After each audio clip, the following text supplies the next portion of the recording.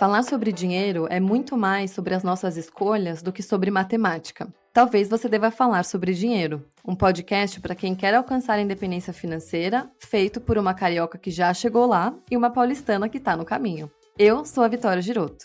E eu sou a Carol Frigério. Aqui, falar de dinheiro não é tabu e a gente ama. Bora? Olá, olá! Estamos aqui já, as três sorridentes. Sim, estamos hoje em três, com uma convidada mega especial. Estou muito animada para esse podcast de hoje. A gente sabia que esse dia ia chegar, finalmente chegou. Trouxemos aqui hoje, acho que exemplos são muito fortes, né? A Vicky já falou isso em outros episódios. A gente já trouxe aqui algumas convidadas que compartilharam a sua jornada. A gente acha que quanto mais exemplos a gente vai vendo e exemplos dos variados, a gente se conecta melhor com as histórias e entende que a independência financeira ela é possível dentro do contexto de cada um, mas ela é possível. E eu vi muito do mundo dos blogs lá atrás, depois parei um pouco. Na verdade, eu não sei nem como que eu cheguei nela de novo, eu não lembro, talvez você vai me lembrar, Lili, mas já dando a palavra aqui, hoje quem está com a gente é a Lilian Ferro. Ela tem um blog chamado Aposentada aos 30, agora ela também está no Instagram com o mesmo nome, e a Lilian conseguiu uma coisa bem audaciosa, que foi a independência financeira antecipada. Mas eu não quero ficar aqui falando por ela, né? Já vou falar, a Vicky também já conheceu a Lilian pessoalmente, né, Vicky? Você falou dela pra mim, vocês se conheceram no Rio, acho que ela estava viajando, e aí ela voltou para São Paulo, aí eu conheci ela aqui, a gente foi jantar, e aí você lembra, né? Eu saí do jantar falando, meu Deus do céu, quando que a gente vai gravar com a Lilian? Exatamente. Então esse dia chegou. É isso. Lilian, quem é você? Se apresenta aí pra gente. Olá, pessoal! Nossa, estou muito feliz de estar aqui. Sou fã do podcast, estou assim realizando um sonho, sabe? Um sonho de estar com as minhas ídolas, participando. Enfim, estou muito feliz. E Carol, acho que fui eu que te procurei. Acho que Quando eu foi na entrei pro newsletter, é Instagram, verdade, foi isso. entrei pro Instagram, aí eu digitei lá Fire, eu queria achar alguém da comunidade Fire, aí achei você. Aí eu já te mandei mensagem e você foi super aberta, Verdade, teve solícita. mensagem Aí eu também que me ofereci, acho que para Vicky, mandei mensagem para Vicky um dia e falei: Oi, tudo bem? Você não me conhece, mas eu conheço a Carol. Vamos Foi jantar. bem isso. Eu sou assim, um pouco direta. Mas é que é tão raro a gente encontrar pessoas, né, que gostam de falar sobre dinheiro, que, enfim, como vocês falam aqui, dinheiro não é tabu. E eu acho um prazer quando eu encontro essas pessoas e posso trocar com elas, então eu vou Ai, atrás mesmo. demais. E Lilian, conta um pouquinho pra gente. Eu já sei da sua história, a Vicky também. Eu acredito que já tem bastante gente que está escutando a gente aqui que também sabe a sua história, porque a gente tem algumas pessoas que acompanham a gente em comum. Mas conta um pouco pra gente. Diferente, quando a gente fala em independência financeira antecipada, então a Lilian alcançou aos 30 e poucos anos. 33, né, Lilian? Acho que foi 33? 33, super, ultra, mega 33. nova. Mas quando a gente pensa isso, talvez venha na cabeça alguém, para quem já escutou aí um pouco da minha história, venha, então ela deve ter sido a mesma coisa da Carol, com 18 anos, foi lá, já entrou nessa jornada, vai vir mais um caso parecido. E, gente, a gente tem históricos bem diferentes. Conta um pouco aí, Lilian, de toda essa trajetória, da onde que isso surgiu, né? Você também chegou lá, mandou mensagem para alguém, falou: Oi, tudo bem? Eu sou a Lilian. Eu sempre brinquei, né, que eu falo que se um dia eu ficar famosa, né, aposentada aos 30 ficar famosa, porque eu sou uma pessoa muito econômica, alguém que me conheceu em alguma fase muito consumista da minha vida vai marcar entrevista com o Fantástico e falar que eu sou uma fraude, que não, essa menina não é econômica não, ela era super consumista, eu convivi com ela usava bolsa de luxo, sapato de luxo, ela não é super econômica. Então, eu mudei muito na minha vida, né? E também acho legal falar que eu não atingi a minha independência financeira porque eu ganhei uma herança ou porque eu era sócia de uma empresa, ganhei um salário milionário, nunca tive um salário milionário. Tudo que eu conquistei foi, sim, com muito planejamento financeiro, com muito corte de gastos, consegui um aumento de renda, batalhei bastante para aumentar minha renda, e através de investimentos de uma forma bem eficiente. Então, Não tive um caso de sorte aí, enfim, aquelas pessoas que ficam muito ricas do dia para a noite e por isso conseguem conquistar a independência financeira tão cedo. Então não foi esse o meu caso também. Eu achei muito legal quando a gente jantou. Você. Foi até engraçado, porque você não conseguia comer, de tanto que você ficava falando e respondendo minhas perguntas e eu enchendo o bucho. Tá morrendo de fome aquele dia. E você explicando que teve alguém que meio que te influenciou, que plantou a sementinha em você de tipo, cara, a gente pode ser diferente do resto das pessoas do trabalho que estão sempre comendo fora em lugares caros e que estão sempre, enfim, querendo um financiamento maior e um sapato mais caro e tudo, a viagem é mais cara, tipo, dá para viver de outra forma. E a gente pode começar talvez por aí, né? Tipo, em que caminho que você tava, e aí o que aconteceu para te meio que despertar, assim? Como que era o seu caminho até então, e aí o que aconteceu? Beleza. Bom, eu gosto muito de contar a minha história financeira, né? Então, acho que todo mundo tem a sua história com dinheiro, tem a minha também. E quando eu era pequena, eu tenho um pai bem muquirana, assim, né? E é daqueles muquiranas que se orgulha. E quando você é pequena, seu pai é seu herói, então tudo que eu queria era conquistá-lo, né? Então eu fazia tudo por ele, né? Então tudo que ele me falava, não, filha, economiza, né? Ele me dava mesada, mas aí eu ia para o recreio e eu olhava qual que era o lanche mais barato da cantina e eu comprava o lanche mais barato da cantina para conseguir economizar dinheiro. Então, quando eu era bem mirim, a Lília mirim, ela era bem econômica. E eu lembro que eu consegui juntar R$ 180 na época. Eu era, assim, acho que eu tinha uns 12 anos. E o meu pai falou assim: vou fazer então o seu primeiro investimento. Na cabeça do meu pai, né? Bom investimento era transformar o dinheiro de reais em dólar. E ele pegou os meus R$ 180 e ele transformou em US$ 100. Mas ele não chegou com uma nota de US$ 100 para mim. Ele arranjou 100 notas de US$ 1 para chegar, tipo, com um bolinho, sabe, em casa para mim. Bonitinho, né? E daí eu fiquei super orgulhosa que eu tinha feito meu primeiro investimento. E para ele foi maravilhoso, né? Porque tendo dinheiro em dólar, eu nunca ia gastar aquele dinheiro, né? Então, aquele dinheiro realmente foi a minha primeira poupança. Mas aí eu cheguei na adolescência, algo se perdeu, né? E acho que na adolescência, quem não passa por esse momento de querer contestar, né, a sabedoria dos nossos pais? E o meu pai, ele era empresário, então a empresa dele começou a dar certo. A gente morava na zona norte de São Paulo, estudava num colégio de bairro. E a gente tinha a oportunidade, então, de eu ir para um colégio mais caro, na Zona Sul, que ia possibilitar que eu passasse no vestibular, numa faculdade mais concorrida. E eu fui, né? E daí, quando eu cheguei nesse colégio da Zona Sul, com umas famílias mais ricas, lá eu lembro que a gente não usava uniforme, né? Então, era só uma camiseta do colégio e você podia usar calça jeans. Aí eu comecei a descobrir a calça jeans da Diesel, né? Uma coisa que eu nunca tinha visto no meu colégio de bairro. Aí você olha as meninas todas de Nike Shox, né? Mochila da Kipling, né? Aí você vira e fala, então existe marca, né? E você começa a reparar, né? Acho que na fase da adolescência, né? A gente compra muito status, né? Então, as crianças, né? Os adolescentes, eles usam muito dinheiro para comprar status. Isso é super eficiente na adolescência, né? Então, eu olhava as meninas mais populares da escola, eram as que estavam de calça jeans da Diesel, de Nike Shox, né? De bolsa da Kipling. E eu comecei a infernizar a vida do meu pai, que eu precisava daquilo, né? Era uma necessidade, como que eu não ia ter? Devo ter feito um jogo emocional muito grande com ele, porque ele acabou cedendo os meus desejos consumistas naquela época, que não era algo natural para ele. E comecei a comprar. Meu pai viajava bastante a trabalho, e daí ele fazia todas as medidas na minha perna, tudo para ele conseguir comprar uma calça jeans que servisse em mim, enfim. Mas aí eu tive a minha calça jeans da Diesel. Aí entrei na faculdade, eu fiz economia no INSPER, que é uma faculdade super elitista aqui de São Paulo. E daí quando eu cheguei no INSPER, eu descobri um mercado de luxo, né? Aí lá eram bolsas Louis Vuitton, sapato Ferragamo, aí já não tinha mais mala da Kipling, né? Os níveis iam subindo, né? E na faculdade também, aos 18 anos de idade, a gente ainda não tem muita maturidade, né?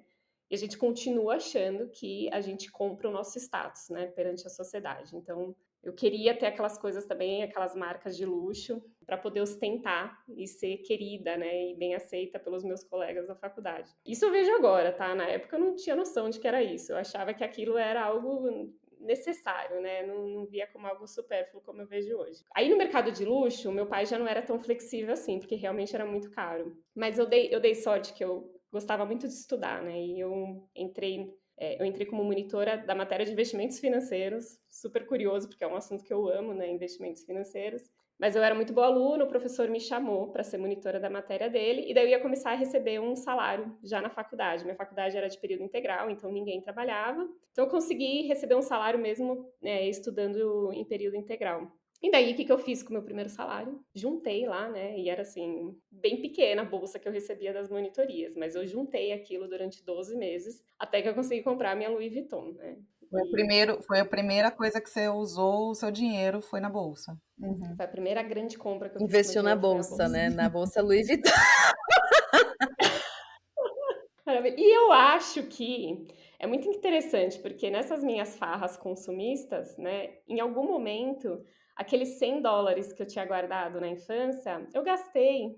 E eu acho muito triste isso, porque, nossa, eu daria de tudo hoje pra ter esses US$ 100 de volta, assim, sabe? E eu não faço ideia do que eu comprei, Você sabia? não Eu não lembra. faço ideia. Porque depois, quando eu comecei a trabalhar, aí eu ia direto para os Estados Unidos, gastava tudo em dólar. Então, acho que em algum momento eu coloquei aquelas notinhas lá de US$ 1 na bolsa e gastei. Enfim, um grande arrependimento, mas uma grande lição Com também certeza. para mim. E eu lembro que quando eu comprei minha Louis Vuitton, então, com o meu primeiro salário, eu e a minha irmã compramos juntas, então a minha irmã também participava da minha farra consumista, a gente tinha ido viajar juntas, uma viagem bancada pelo meu pai, porque assim, o dinheiro ia ser para a bolsa. E quando a gente comprou, a gente dormiu abraçada com a bolsa, né? Para você ver o quanto aquilo, para mim, era um símbolo muito importante, né? Eu realmente sentia que o meu valor como ser humano dependia daquela bolsa, né? Então eu estava muito feliz com a compra, né? E a compra, Você tinha ela entrado num novo patamar, né? Exato. Cheguei lá, né?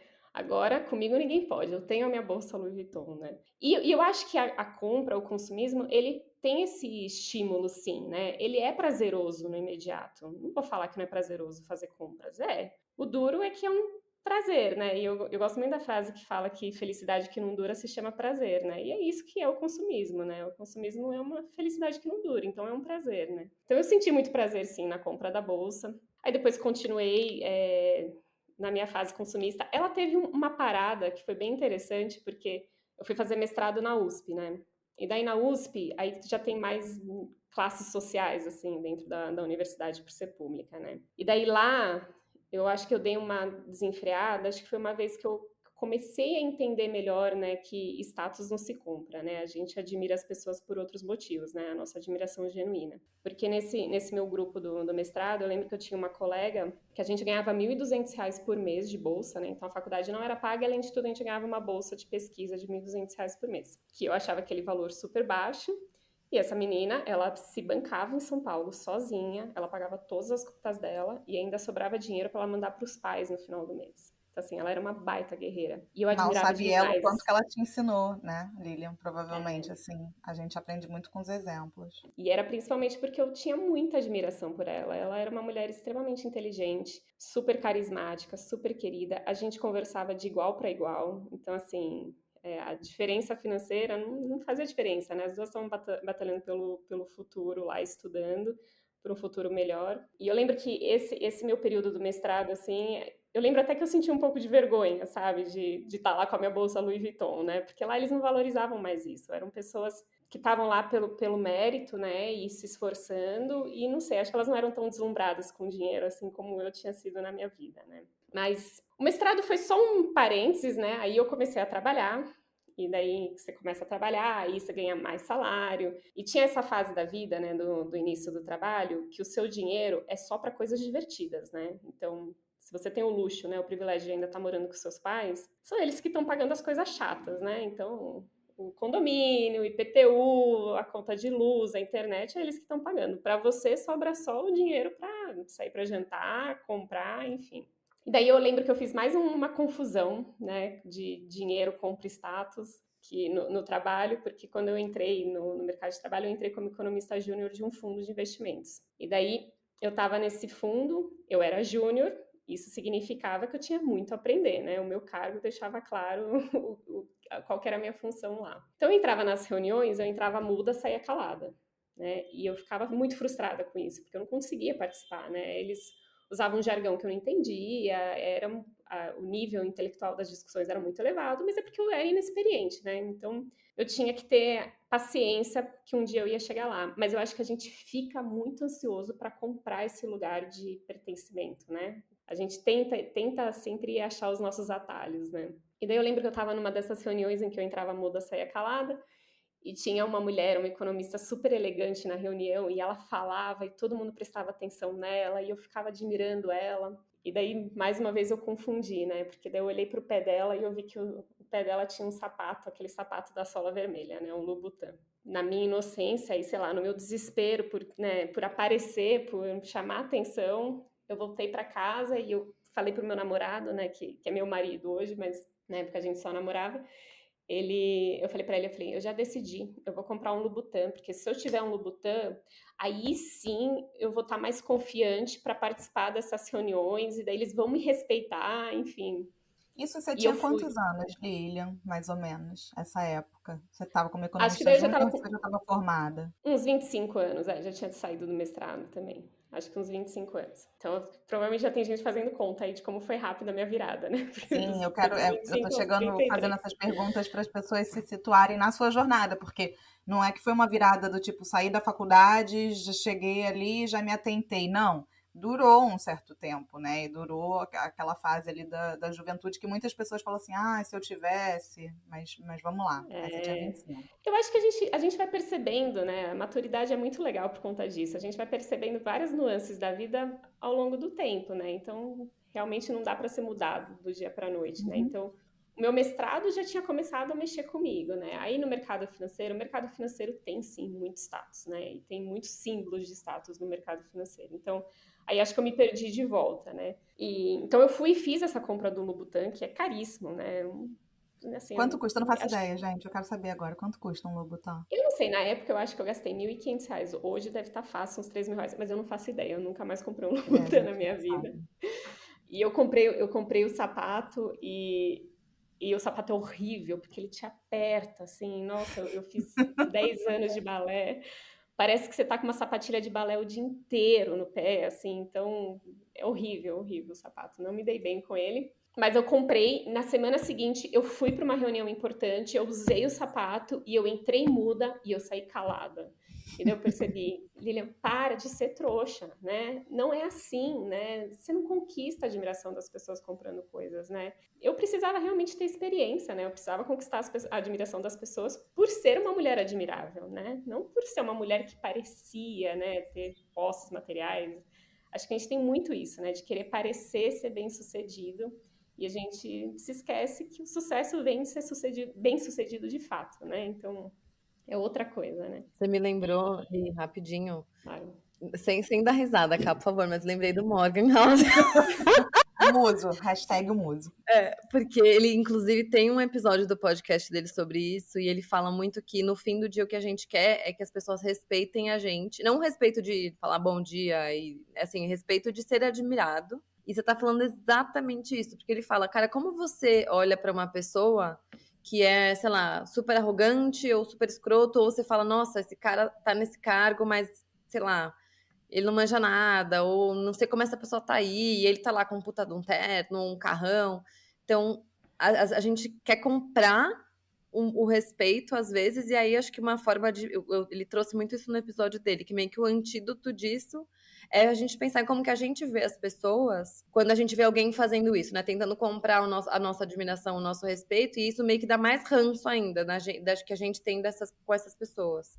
Então, você ter percebido que você queria comprar essas coisas para ser respeitada, é óbvio, a gente só percebe isso depois, né? Mas eu acho É. que é muito legal porque ajuda a gente a entender que não faz sentido, né? Tipo, eu era muito assim no começo da minha carreira também. Tipo, eu queria ser super estilosa e usar umas roupas lindas e caras e ser a menina mais estilosa do escritório. E no fim, tipo, eu só queria ser inteligente e ser admirada. Então, eu podia usar a roupa mais cara que existisse, ou usar o corte de cabelo mais estiloso, não era isso, né, que ia. Então, eu achei legal que eu me identifiquei muito, e acho que você já aprendeu cedo uma coisa que tem gente com 50 anos aí que ganha bem e não tá poupando porque a pessoa ainda não aprendeu essa lição. Então, achei muito legal que você trouxe isso. Eu acho que também tem um problema disso, né? Que a gente fica presa num ciclo infinito, né? De consumo e trabalho, consumo e trabalho. Porque a gente quer crescer no trabalho e a gente acha que se a gente consumir coisas vai fazer a gente crescer, mas no final, por conta do consumismo, às vezes as pessoas se endividam, não tem folga financeira, aí vira um inferno, aí ao invés de você estar trabalhando para subir, você está trabalhando para pagar as contas, e daí vira um ciclo meio ruim, né? Então, e acho que também nesse desespero da gente por querer parecer rico, a maioria das pessoas acabam pobres, né? Por quê? Porque você gasta dinheiro para parecer rico ao invés de acumular riqueza de fato, né? Perfeito. Bom, aí eu acho que então começou a ter essas mudanças, mas aí acho que a virada de chave eu lembro muito bem, foi que até a Vicky lembrou, né, que foi uma colega de trabalho que me chamou a atenção. Eu tive uma depressão pós-férias, assim, então aí eu já estava com é, uns 26, 27 anos de idade, eu tive uma depressão pós-férias, assim, terrível, terrível. Então eu estava voltando do trabalho, das férias, e aquela segunda-feira que o despertador toca, e você vira e fala assim, meu Deus do céu, então agora mais 6 meses para eu conseguir tirar mais 15 dias de férias, né? E daí vão ser mais 6 meses para mais 15 dias, mais 6 meses, mais 15 dias. E aquilo começou a me dar uma agonia, porque eu comecei a perceber que todas as fases da minha vida até então, ela tinha uma data relativamente curta para acabar, né? Então, o colegial a gente termina em 3 anos, né? A graduação eu terminei em 4 anos, o mestrado eu fiz em 2 anos. O trabalho é a vida inteira, né? Você começa lá aos 20, vai até os 60, né? Os 40 anos. Tem gente que nem isso, né? Consegue. E eu ficava pensando, nossa, essa fase da minha vida nunca vai acabar, né? Essa fase. Ou então vai demorar muito para eu conseguir concluir essa fase da minha vida, né? Não é possível que é isso, né? Que eu estudei tanto para chegar aqui nesse lugar, né? E meu pai sacrificou tanto para o meu estudo, para eu poder estar aqui nesse lugar em que agora é isso, é trabalho para sempre, né? E eu fui com esse humor pro trabalho, né? Então, e você chega lá, eu acho muito interessante, né? Porque eu brinco que não tem volta às aulas no trabalho, né? Então, quando você tá de férias no colégio, é até legal você voltar às aulas, porque tá todo mundo voltando das férias, você tá feliz, não tem muita matéria ainda para estudar, né? Nunca é dia de prova no primeiro dia de volta às aulas, né? Saudade dos amiguinhos. Saudade, né? A professora tá mais leve. No trabalho, normalmente você saiu de férias e tá todo mundo trabalhando, né?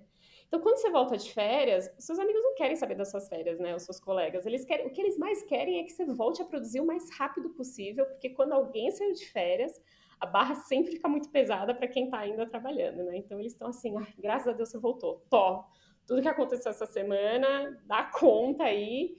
E eu brinco que eu falo no trabalho, né? Todo dia é dia de prova, né? E não tem espaço para se contar sobre as suas férias quando é dia de prova, né?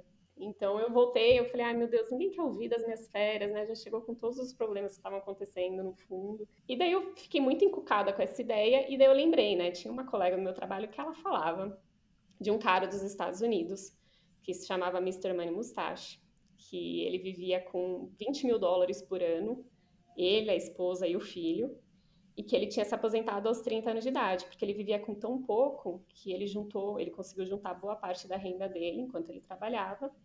Ele investiu esse dinheiro e hoje ele conseguia, com a renda dos investimentos dele, pagar o custo de vida dele, que era muito baixo, né? Então eu cheguei para essa minha colega e falei, qual que é o nome daquele blogueiro lá que você falou, que se aposentou aos 30 anos de idade? E ela na hora, Mr. Money Mustache. E esse dia, eu me recusei a trabalhar. Eu sentei no computador do trabalho. Desculpa se meu chefe estiver ouvindo isso, não sei se ela sabe, mas eu sentei e eu devorei o blog do Mr. Money Mustache. E conforme eu ia lendo, tudo que ele escrevia, tudo aquilo fazia tanto sentido. Então, todas as coisas que eu estava pensando até então, sabe, sobre comprar status, sobre esse consumismo, sobre esse ciclo infinito do consumo e do trabalho, ele estava assim sedimentando todo aquele meu conhecimento naquelas páginas maravilhosas daquele blog. E aquilo me chamou muita atenção. Eu fiquei muito encantada com tudo que ele escreveu. E hoje a minha missão com o blog da Aposentada aos 30, né, é que o conteúdo do blog dele está todo em inglês. E se um dia eu puder, né, ser essa pessoa para alguém que está trabalhando hoje e fala assim, meu Deus, não tem rota de saída, e descobrir meu blog e poder ler tudo aquilo e falar assim, não, ela tá me dando uma luz, ela tá me dando uma esperança, como o Mr. Money Mustache fez para mim, enfim, essa é a grande missão do meu blog. Se eu conseguir fazer isso com uma pessoa, a missão está cumprida, né? Ô, Lilian, e aí uma pergunta, porque você já falou em números, que eu já gostei, e a gente sabe, né, tanto eu quanto você, então, a gente sabe bem do estigma que falar do FIRE traz. Então, para você que está ouvindo esse episódio, talvez nunca tenha ouvido esse termo, FIRE significa Financial Independence, Retire Early. Foi até por aí, agora que a Lilian me lembrou lá no início do episódio que ela chegou até mim, porque o meu nome do perfil tem o FIRE. E eu tenho certeza que agora mais da metade das pessoas que estão ouvindo a gente já torceu o nariz e falou assim, meu Deus, $20 mil por ano? Por mais que seja em dólar, impossível. E assim, aqui a gente não está entrando no mérito se é possível para você ou se não é possível para você. Até porque não necessariamente precisa ser esse o valor, tá? Não é disso que a gente está querendo dizer. Mas já ficou, assim, o que eu acho brilhante porque eu também eu também passei pelo blog dele e tal.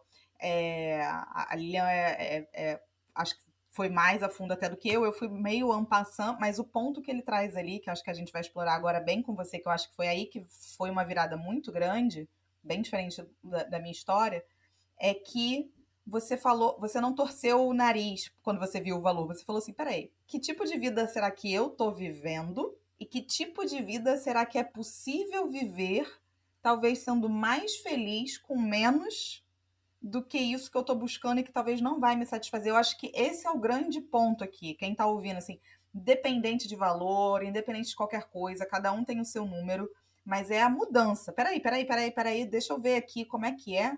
Será que eu consigo bancar as minhas necessidades e ter uma vida mais feliz com menos? Aí, como que isso soou para você? Porque 99% olha para isso e fala assim: eu vou viver igual um pobre, não quero viver igual um pobre, dá licença, não vou fazer. Já ouvi tanto isso, não vou fazer voto com a pobreza. Esse negócio é fazer voto com a pobreza. E a pessoa não entendeu ainda o que é, do que a gente está falando, sabe? É um ponto super importante, né? Porque tem uma diferença entre você ser frugal, acho que esse conceito a gente pode até explorar mais, e você ser mesquinho, né? Uhum. Você ser mesquinho, você querer ganhar em cima dos outros, sabe? Você economizar, sei lá, pedaço de papel higiênico, sabe? A gente tá assinando o HBO agora, tem um seriado lá que se chama As Muquiranas, ou Os Muquiranas, e assim, Não gente, não conheço. assistam esse episódio, não é o que eu tô propondo aqui. Eu comecei a assistir um episódio, me embrulhou o estômago, sabe? Que era uma pessoa que lavava a roupa junto com um banho para ela não gastar água na máquina de lavar roupa. Eu falei, gente, não é sobre isso, né? Não é sobre isso. O que me chamou a atenção no blog do Mr. Money Mustache, que eu tento deixar muito claro isso no meu blog, é o quanto a vida ela pode ser rica, sim, sem a gente gastar dinheiro. Então ele bate muito na tecla da eficiência e eu bato muito na tecla da criatividade, né? Eu acho que você ser criativo com seus gastos te permite fazer o que você poderia fazer e o que você quer fazer com menos, né? Então, exercer a nossa criatividade com os gastos, né? Então, assim, eu levo uma vida que, para quem olhar de fora, pensa que é uma vida completamente comum, né? E por muito tempo eu estava vivendo uma vida completamente comum, poupando praticamente 70% da minha renda, né? Então, fiz escolhas sim, né? Eu não tive tudo que eu queria, eu tive as coisas mais importantes que eu queria. E eu lembro que uma vez a Carol falou aqui no podcast que eu achei fantástico e eu uso super essa frase agora, que é eu estava juntando meu dinheiro para comprar a coisa mais cara que existe, né? Que é a minha liberdade, né? E de certa forma era isso que eu pensava, né? Eu tô abrindo mão de alguns luxos na minha vida, mas eu vou ganhar um luxo que poucas pessoas podem comprar, que é o luxo da liberdade, assim. Então, tudo bem, não vou ficar... Saía de férias, viajava, não ficava nos hotéis de luxo, nunca fui depois, né? Não fui mais de frequentar restaurantes chiquérrimos, enfim, porque o luxo que eu estava buscando era outro. Mas dá para ser uma vida rica, mas usar a eficiência, né? Então, eu acho que tem uma questão, né, que a comunidade FIRE percebeu, que eu acho fantástico, que é o capitalismo, ele tem algo que a gente pode usar ao nosso favor, né? Que é o fato de que o dinheiro gera dinheiro, né? E se o dinheiro gera dinheiro por si só, ele pode ficar gerando dinheiro para você enquanto você se dedica a outras atividades, né? Você não precisa mais trabalhar só para gerar dinheiro, né? E quando você leu ali o blog e deu aquela coisa do tipo, meu Deus, existe isso? Porque 99% das pessoas nem sabe que existe. Quem tá escutando esse podcast com certeza já sabe, mas a maioria nem sabe que isso é possível. O que você pensou assim na hora? Você foi do tipo, beleza, entendi, preciso cortar meus gastos, preciso aumentar minha taxa de poupança, porque a independência financeira, pouca. Deixa eu só fazer um parênteses rápido, né? É muito comum eu ouvir assim, a Carol agora ela tá rica, e aí agora ela atingiu a independência financeira e ela faz o que ela quer. Eu falo assim, gente, pelo amor de Jesus Cristo, a independência financeira, a equação, começa com seu custo de vida. Para começo de conversa. Eu não tô falando que, óbvio, que você não precisa ter muito dinheiro para alcançar. Não é isso que eu tô falando. Mas esse estigma do, tá rica, faz o que ela quiser com o dinheiro dela agora. Não! A independência financeira, a equação começa com o seu custo de vida. Aí, é isso que vai definir o patrimônio que você precisa atingir. Se você quer um custo de vida alto, tudo bem, patrimônio mais alto. Se você quer um custo de vida baixo, um patrimônio mais baixo, isso quem decide é você. Não estou falando aqui que você tem que necessariamente ter um custo de vida baixíssimo, mas começa aí, a equação começa aí. Aí quando você captou isso, o que você fez? Porque no teu caso veio esse ponto da virada, né? Não foi uma... Você chegou lá, viu a informação, você foi para onde? Assim, você foi para o Excel ou o que você fez? Exatamente, eu fui para o Excel. É uma questão de matemática, né, nesse ponto aí. Então, o que você falou, você tem total razão. Só depende da nossa taxa de poupança, né? Então, eu gosto muito do exemplo, né, que fala assim, uma pessoa que ganha R$ 5.000 por mês e gasta R$ 4.500 por mês, ou seja, ela poupa só 10% da sua renda, vai se aposentar na mesma data que alguém que ganha R$ 50.000 por mês, mas gasta R$ 45.000 por mês, porque os dois estão poupando só 10% da sua renda. Aquela pessoa que vive com 4.500, ela vai precisar de um patrimônio muito menor para ser independente financeiramente do que aquela pessoa que gasta R$ 45.000 por mês, né? E eu acho que acho que é uma confusão comum na nossa sociedade hoje em dia, das pessoas pensarem, quando eu for rico, quando eu ganhar mais, aí sim eu vou poupar. Vocês têm um episódio maravilhoso, um dos meus favoritos, né, que quem pode poupar, tá poupando, né, e não estão, né, isso é uma loucura nossa, né, a gente fica meio que presos a algemas de ouro aí, né? A gente tá ganhando bem, mas tá gastando bem também, né? Então, são poucas as pessoas que estão ganhando bem e estão poupando bem, né? Então, a hora que eu vi essa matemática, né? E eu lembro que teve um número que chamou muito a minha atenção, que se eu conseguisse viver com 35% da minha renda, eu chegava lá em 10 anos. Não desliguem esse podcast agora, de, tipo, viver com 35% da sua renda, de jeito nenhum. Na hora, quando eu vi, eu falei, isso vai ser desafiador, porque na época eu poupava, não, eu gastava 100% da minha renda. Naquele momento, eu já estava morando sozinha, eu tinha comprado meu próprio apartamento. Tudo que eu tinha conseguido juntar de alguma forma, eu tinha gastado na entrada, reforma do apartamento. Eu estava gastando 100% do meu salário. Na verdade, eu fingia que eu poupava um pouco, mas aí chegava as férias, eu pagava uma viagem e daí toda aquela reservinha que eu tinha feito ia para as férias, né? Então, no fundo, eu não estava poupando nada. Mas eu fiquei tão tocada pela ideia geral que eu falei, bom, pelo menos vou começar. Alguma sabedoria tem aqui, eu vou começar. E eu comecei de uma forma muito tímida, né? Então eu comecei cortando TV a cabo, que hoje praticamente ninguém mais tem, né? Mas assim, a gente reclama tanto que a gente não tem tempo para nada e a gente assina 10 serviços de streaming. Mas assim, então, não, né? Você não quer mais passar tempo na frente da TV, né? Elimina os serviços de streaming, fica com um só, já tá excelente, né? Então comecei cortando TV a cabo, comecei cortando minha academia, que eu fazia uma academia caríssima, só que eu trabalhava das 7 da manhã às 7 da noite, ou seja, eu não fazia, eu pagava uma academia caríssima e eu não ia, então falei, bom, vamos eliminar esse custo aqui que eu não estou usando, né, não parar de me enganar. Renegociei plano de celular, renegociei plano de internet, fui cortando aquelas gordurinhas básicas do orçamento. Mas com o passar do tempo, né, aí eu também tomei a decisão de fazer um detox de compras, que até acho que a Vicky, ela recomendou no perfil dela um livro, que é E Se Eu Parasse de Comprar. Maravilhoso esse livro, né? Eu queria que esse livro tivesse existido naquela época, quando eu decidi ficar um ano sem compras. Foi um detox que para mim era necessário, porque eu realmente estava querendo olhar o consumo com outros olhos, né? E esse consumo de compras, né, que foi o grande vilão da minha vida durante a minha adolescência, a minha vida de jovem adulta, eu precisava repensar, né? E acho que talvez algumas pessoas podem achar um pouco radical, mas eu achei que foi importante para mim quase passar por um detox mesmo, né? E acho que a Joana Moura fala muito disso no livro, né? A importância de você virar e falar, não, chega, né? Porque ficar tentando diminuir, né, é muito mais difícil às vezes, né? Então eu virei e falei, bom, eu não vou comprar. Fiz contrato social, avisei todas as minhas amigas, né? E até foi divertido, porque quando eu avisei uma amiga, ela falou assim: você não vai conseguir, não tem como, porque alguém vai te chamar para ser madrinha de um casamento, você vai precisar de um vestido novo, é impossível ficar um ano inteiro sem comprar nada. E daí eu sou um pouco competitiva, então quando me desafiam, aí eu falo: eu vou te provar que eu sou capaz. E daí eu tive uma decisão. Não, só fazendo um adendo. E é daí que vem a criatividade, né? Porque você deu esse exemplo do, alguém vai te chamar para ser madrinha.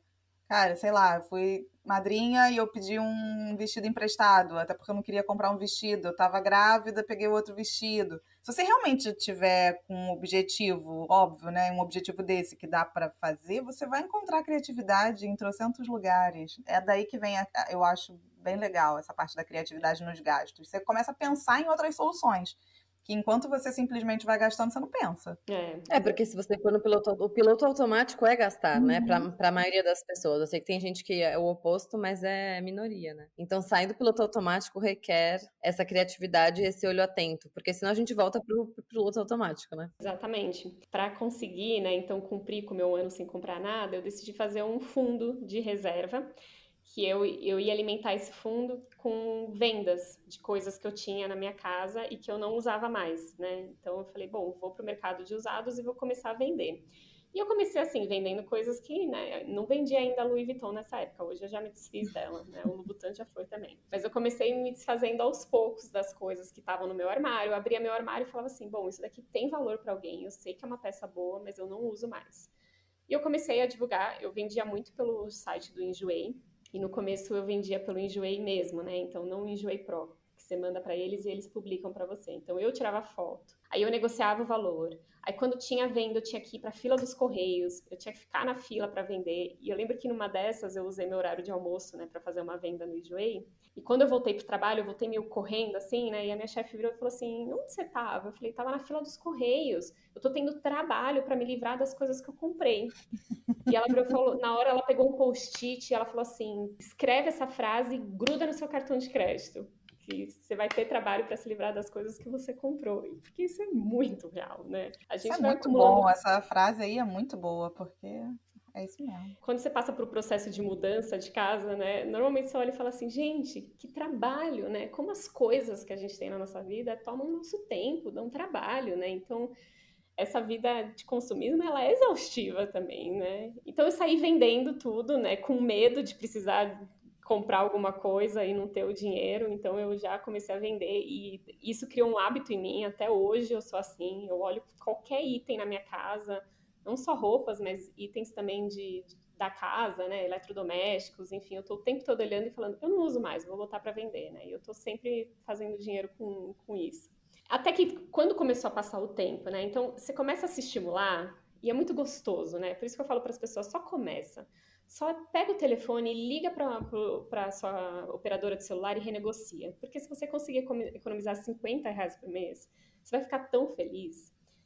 Quando a gente está numa toada de estar sempre aumentando os nossos gastos, o primeiro momento que a gente para e fala assim, agora eu vou reduzir, ele é muito potente, né? Então, começa com pouco, por mais que pareça, não, ainda tô longe daquela meta lá, né, que parece intangível de viver com 35% da minha renda só, mas tem que começar. Depois eu comecei a atacar os grandes vilões dos gastos, né, que é moradia, transporte, alimentação. Então, aí acho que nesse ponto, talvez eu gosto muito da analogia com o pêndulo, né, então eu estava num pêndulo, né, de muito consumismo. Quando soltaram o pêndulo, ele foi com tudo pro outro lado, né? Então, talvez nessa hora aí eu fui com meio que pro extremo. Acho que eu peguei uma aceleração aí no corte dos gastos e eu fui, tá, agora eu quero ver até onde eu consigo chegar, né? Então, Na parte de transporte, eu eliminei meu carro, vendi meu carro. Eu morava perto do meu trabalho, eu falei, eu vou a pé, eram 2 quilômetros, né, de distância. Eu ia caminhando, voltava caminhando. No começo era para andar de Uber, hoje em dia eu já nem pego mais Uber, praticamente só ando de transporte público por São Paulo. Até no Rio de Janeiro, quando eu fui encontrar com a Carol, ela falou, você tá no Uber? Não, tô no ônibus. Faz parte do meu dia a dia pegar transporte público. Eliminei, meu custo de transporte hoje ele é muito baixo, mas eu sempre gosto de falar para as pessoas que eu não deixo de sair, né? Não é que eu fico em casa para economizar. Eu saio, mas assim, se eu quero sair para jantar com as minhas amigas e eu puder economizar no transporte, maravilhoso, né? Então, é isso sempre que eu penso, assim, como eu posso ter a mesma experiência gastando menos, né? E daí moradia também, né? Acho que um ano depois que eu tava nesse processo FIRE, o meu então namorado me pediu em casamento. E foi aquela alegria, né? Tão noivo, enfim. E daí as pessoas já começam a pensar, né? Onde vocês vão morar, né? Porque eu morava num apartamento de um quarto, ele morava num apartamento de um quarto. E eu consegui convencer ele de botar o apartamento dele para alugar e ele se mudar para o meu. E daí, com o aluguel do apartamento dele, a gente praticamente pagava todas as contas de moradia do meu apartamento, assim. Então, a gente também praticamente eliminou o gasto com moradia. E alimentação também, eu comecei a ser muito mais consciente, não só com alimentação fora de casa, mas principalmente com a qualidade da alimentação fora de casa, né? Que acho que isso é uma... Eu sou fã da Rita Lobo e ela bate muito nessa tecla, né? De que a alimentação saudável é a alimentação que a gente faz dentro de casa, né? E assim, não vamos nos enganar, né? Às vezes a gente vai no restaurante, a gente come aquela comida que tá super saborosa, maravilhosa. Normalmente aquela comida tá cheia de manteiga e cheia de sal, né? Porque é o que o nosso Sim. corpo gosta, é manteiga e sal. E só na sua casa você vai conseguir controlar a quantidade de manteiga e sal que você coloca na sua comida, né? Então, Não, e aí, Lilian, só você falando, me surge a ironia, né, do mundo moderno, que é, aí, o que que todo mundo quer? Todo mundo quer mais dinheiro, ser mais saudável, praticar atividade é, física. Mas como que todo mundo quer isso? Morando a 2 quilômetros do trabalho, mas não podendo ir a pé, indo de transporte no carro, etc. Não fazendo a sua comida, mas comendo a comida do restaurante, e que o dinheiro caia na chuva do céu e entre dentro da bolsa, porque assim. Então a gente, aquele meme perfeito, né? O que queremos? Como fazemos? E é assim, sendo que, no fundo, que todo mundo está buscando, porque eu sei que as pessoas falam assim, mas nossa, mas você vai fazer assim? E aí depois a gente vai todo mundo igual um ratinho para ficar correndo na esteira da academia. Então, assim, mas não é, pode também dedicar o tempo. Então, mas eu não tenho tempo, não tenho tempo, não tenho tempo. Então tá bom, então faz disso a sua caminhada para o trabalho, vai de bicicleta, vai disso, vai daquilo. Eu também enxergo muito dessa forma, assim. É claro que tem horas que não tem como a gente fazer, não tem, às vezes, a via que você precisa. Eu não tô falando aqui que todo mundo necessariamente, sei lá, quem mora em Niterói e vem para o Rio, simplesmente não tem como. Você vai nadar na Baía de Guanabara? É impossível, não tem como. é, Não estou falando que isso vai ser para todo mundo. Mas tem alternativas da gente olhar para a nossa vida com um olhar estratégico mesmo, falar assim, deixa eu modelar a minha vida, deixa eu é, encarar a minha vida como um negócio e modelar isso aqui para ser uma coisa um pouco mais ganhadora e eu não ficar nesse negócio dessa corrida desenfreada em loop. Eu acho que isso que você exatamente. fez foi um pouco disso, de parar e aí é o que você falou, só que você foi faca na caveira e de tipo, o que que eu posso fazer e pá, e foi indo, né? Eu realmente peguei uma aceleração aí nesse projeto de corte de gastos. Eu dei sorte que o meu marido embarcou 100% comigo, né? Então, ele também trabalhava no mercado financeiro. Ele não era consumista como eu, mas ele tinha na cabeça dele o patrimônio que ele precisava, né, para se aposentar era muito mais alto, né? E eu comecei a mostrar as contas para ele, ó, não, a gente consegue se aposentar com bem menos. Então, e ele topou 100% o desafio, ele é meu parceiraço nessa trajetória. Então, isso sem dúvidas me ajudou muito, porque com ele nunca foi do tipo assim, já sei, vamos, né? Às vezes a gente vai para casa da minha sogra, ela mora a 5 quilômetros da gente. Eu falo, vamos a pé, vamos caminhando, a gente vai conversando, vai ser gostoso. Melhor do que ficar em casa assistindo Netflix, vamos, a gente vai ter o sol, a gente para num café gostoso. E ele fala, vamos, que legal, ele acha o máximo. Então, é super importante escolher o seu parceiro nessa jornada, né? Nossa, esse é um tópico que rende um outro episódio, né? Porque deve ser Dizem que é a maior decisão que a gente toma na vida, assim, em termos de afetar, assim, que é o que mais afeta depois o nosso futuro, né? Mas, Li, antes de você continuar, eu queria muito que você contasse a história de como foi quando você comprou o apartamento. Tipo, antes de você fazer a virada. Como foi quando você comprou o apartamento? O que você sentiu? Se você se arrependeu? Como é que foi? Eu lembro que me marcou muito quando você me contou. Essa compra do apartamento, né, ela foi antes da virada, né? Então, ainda quando a gente quer mostrar status para as pessoas, né? O meu pai, ele pagou a festa de casamento da minha irmã, né? Minha irmã casou bem nova, assim, e eu ficava na cabeça assim, um dia eu ainda vou usar isso a meu favor, né? E daí eu detestava pegar trânsito em São Paulo, nunca gostei de dirigir, então eu ia da Zona Norte para a Zona Sul todo dia para o trabalho. Eu falei, bom, eu vou morar perto do trabalho, né? E eu poderia ter alugado um apartamento, né? Mas você vai ver uns apartamentos para alugar que cabia no meu bolso, era aqueles apartamentos assim com privada azul, os azulejos da década de 80, né? Eu falava, gente, não quero, né? Também não quero a minha independência morando num lugar que não é esteticamente agradável, né? Eu queria o apartamento. Então eu consegui convencer meu pai, né, de que eu ia usar o meu dinheiro para entrada, ele ia me ajudar com a reforma do apartamento e depois ele não ficava livre de me pagar uma festa de casamento. E daí eu fiz a minha reforma de apartamento, mas assim, não é só o fato de que eu estava morando num apartamento, né, perto do trabalho, num bairro legal, não, eu queria o apartamento capa de revista, assim, né, inspiração Sex and the City, né, então eu gastei com arquiteto, tive design de interiores, né, e eu lembro que naquela época eu estava trabalhando tanto, né, então o mercado financeiro é muito exaustivo em termos de horas trabalhadas, né, e nenhuma das minhas amigas estava no mercado financeiro, né? Então, às vezes elas combinavam de viajar no final de semana e todo mundo ia na sexta-feira logo depois do almoço. Eu nunca tive essa liberdade, né? Então, eu queria mostrar para elas que eu estava trabalhando, mas que tinha uma razão para aquilo tudo, né? Olha como eu tô bem sucedida, né? Vocês estão indo aí para a praia de sexta-feira à tarde, olha só tudo que eu tô conquistando, né? Então, quando as pessoas entravam no meu apartamento, era um show, assim, né? Ele era um apartamento esteticamente perfeito, né? O que ninguém sabia é que, assim, eu estava gastando 100% do que eu tinha para estar naquele apartamento. Na verdade, eu estava endividada, né? Porque eu tomei um financiamento imobiliário. E se eu fosse demitida, eu ia ter que voltar correndo para casa do meu pai, né? Então, eu acho que isso também me estimulou na hora que eu encontrei o blog do Mister Money Mustache, porque eu sabia que se acontecesse qualquer coisa, né? Se um bônus não caísse, porque eu estava gastando até o bônus, né? Se o bônus não caísse, e bônus, enfim, é bônus, né? Pode ser que venha, pode ser que não venha, mas se o bônus não caísse, eu ia ter que voltar para casa dos meus pais, né? Ia ter que assumir que, no fundo, eu dei um passo muito maior do que a perna, né?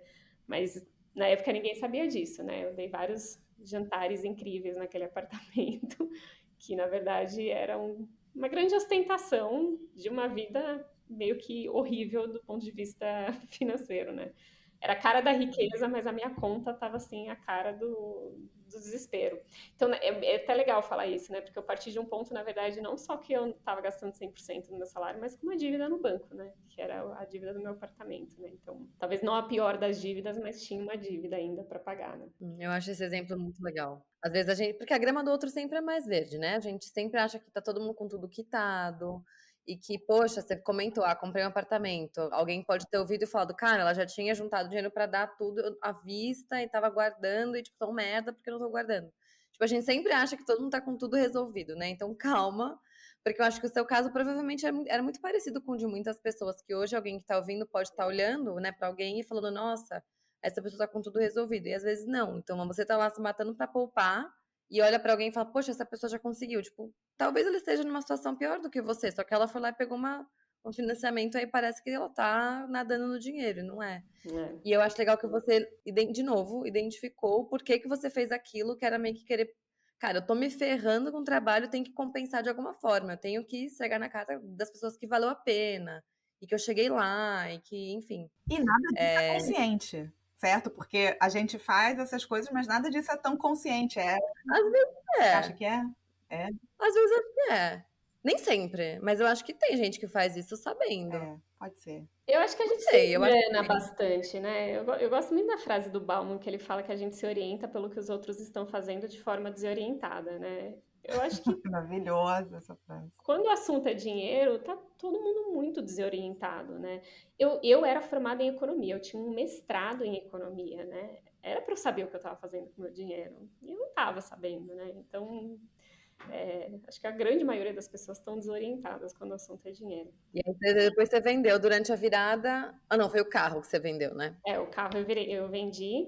O AP não. Precisava usar aquele apartamento ao meu favor, né? Então, o fato dele ser perto do trabalho não tinha mais motivo para eu ter o meu carro, né? Então, pelo menos nisso, eu comecei a ser um pouco mais esperta, né? Bom, aí nesse momento eu realmente estava, acho que eu cheguei no meu limite de corte de gastos, né? E acho que é importante as pessoas saberem disso, né? Tem um limite de corte de gasto. Às vezes as pessoas me procuram e falam assim: eu quero sua ajuda para cortar meus gastos. E eu olho e eu falo para ela assim: você já está super bem, você precisa aumentar sua renda, né?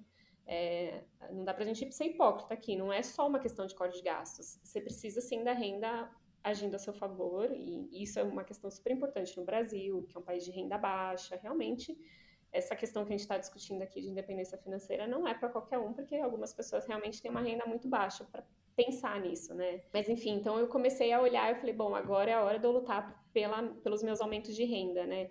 E daí eu acho que esse foi mais um processo enriquecedor de você buscar literatura financeira, né? Então, todo esse meu processo, assim, ouvi muito podcast, eu li muito blog, eu li muito livros, e acho que o trabalho que vocês fazem aqui é fantástico nesse sentido, assim, de vocês serem mais um canal para as pessoas buscarem literatura financeira, e porque isso vai te abrindo várias portas, né? Então, na época, eu nunca imaginava que eu conseguiria aumentar minha renda, mas você começa a entender, né, como que funciona a dinâmica do dinheiro, como funciona negociações, né? E eu consegui aumentar minha renda, né? Então, na época eu ainda estava trabalhando no fundo, né? E eu era economista e daí me colocaram na área comercial também. Mas aquela coisa, empresa pequena, a gente está precisando de ajuda aqui, entra aqui e a gente dá 10% de aumento do seu salário.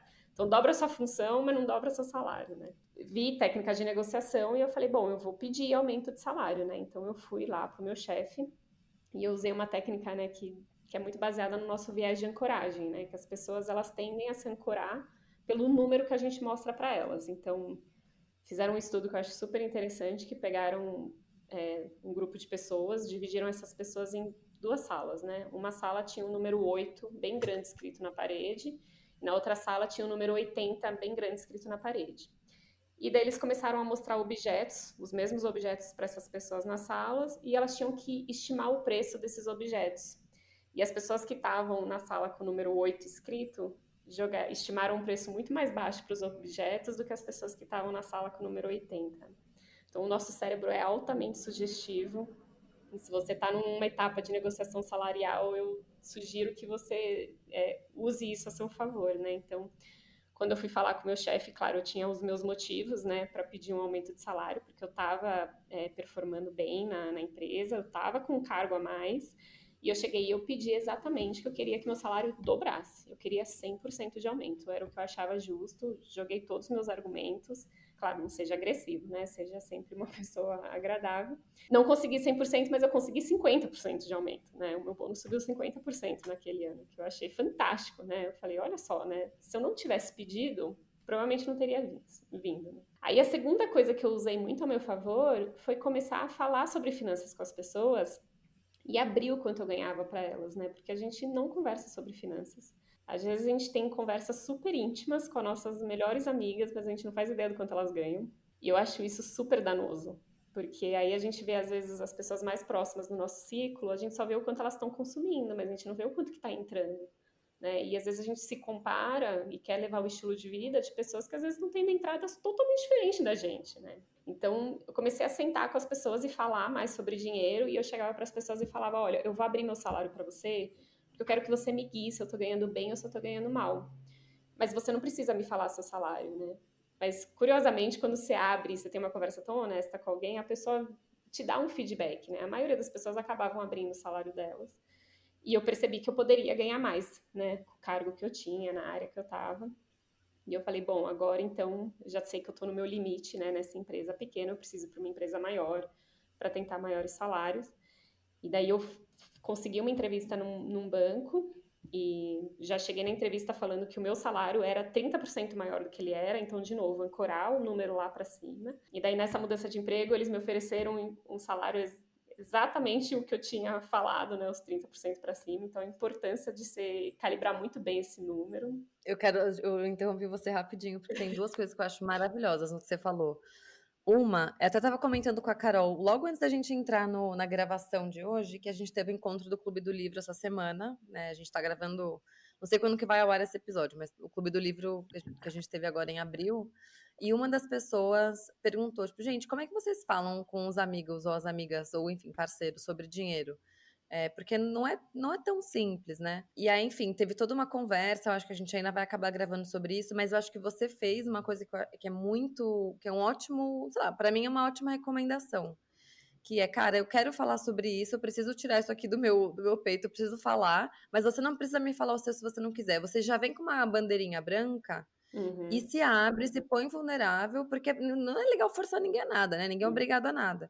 Mas a pessoa vendo que você ficou vulnerável, que você tá indo para essa conversa para construir, para pedir ajuda, para o seu bem e que você tá disposta a ficar vulnerável com ela, aumenta muito a chance dessa pessoa se sentir à vontade de falar sobre isso com você também, né? Seja uma pessoa que ganha muito mais, e assim, e acho que às vezes a gente pensa, pelo menos eu pensava, tipo, só quem ganha muito pouco fica sem jeito de falar quanto ganha, mas quem ganha muito também fica sem jeito de falar quanto ganha.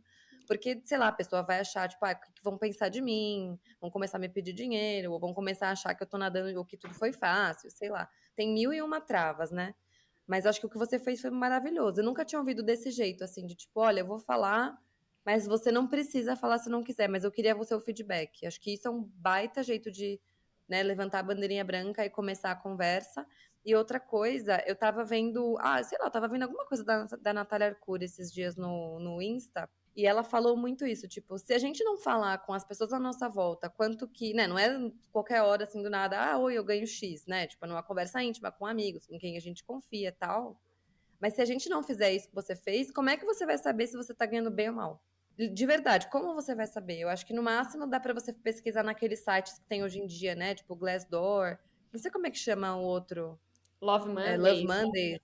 é. Acho É, que agora virou tudo Glassdoor. acho que comprou, né, o Love, não sei. A Robert Mas Half também, que é uma consultoria, acho que de eles têm headhunters, eles isso? têm um relatório anual que eles fazem sobre as profissões, os salários dessas profissões, os cargos. Bom saber.